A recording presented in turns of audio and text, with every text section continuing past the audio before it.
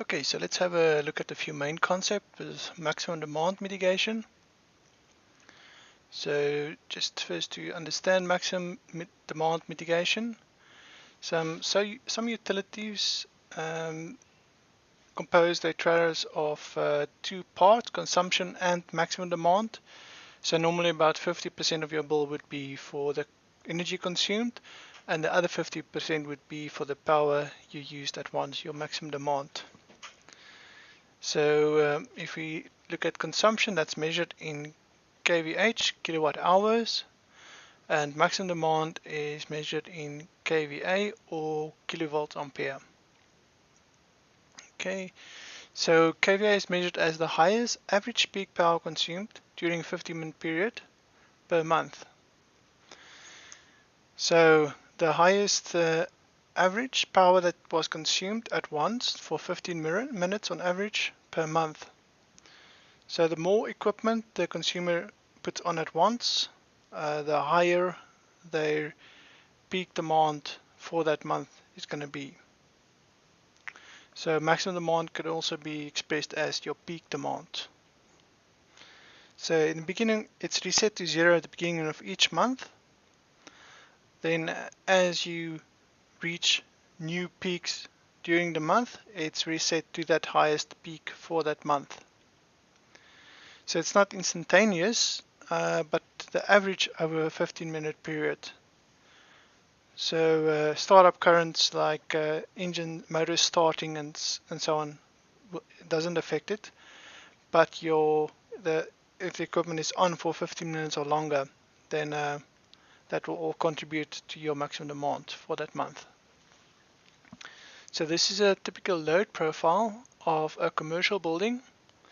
So in the morning, it's 8 o'clock, the people come in for work and they put on all their machines and equipment, and they reach a new high of about 50 kilowatt here. Then around about 10 o'clock they go on a tea break. Some of the equipment is switched off. They're all back to work again, and then around about 1 o'clock everybody goes for lunch, and then as they come back they switch on all the equipment again. So the base load for this building is about 20 kilowatt. So 20 kilowatt and kVA is almost the same thing. The one just accounts for power factor and the other one doesn't, but it measures both measures your peak demand.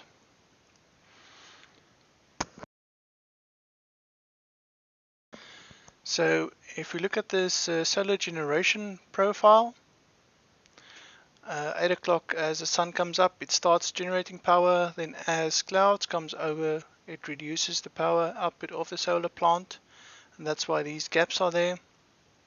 And then as the sun goes down the power output reduces again.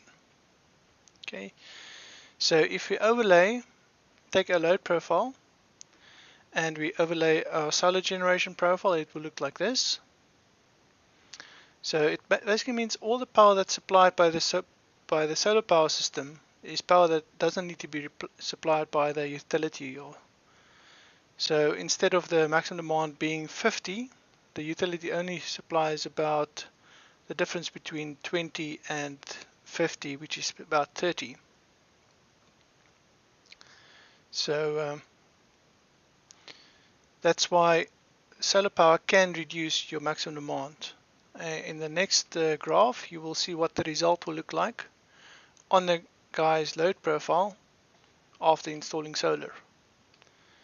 So this is your old profile, but as a result of installing solar, your maximum demand has been reduced to this line, and this is where solar was exported, power was exported to the grid.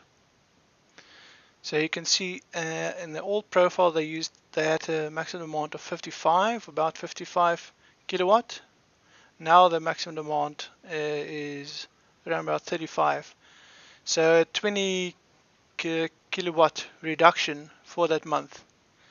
And if they pay quite a lot of money per kilowatt per month or kVA per month in the maximum demand, that can be a significant benefit and cost reduction for the customer. So solar power systems may decrease your maximum demand under very specific circumstances. It doesn't reduce it for 24-hour constantly on loads, like loads that's on at night. And it's also very weather dependent. If it's a cloudy day or cloud comes over at a specific moment, the power output reduction of the solar system reduces, as we've seen, and then the maximum demand is not reduced for that time period. So for these reasons, maximum demand mitigation should not be included in your PV system financial analysis, but should only be seen as a potential upside.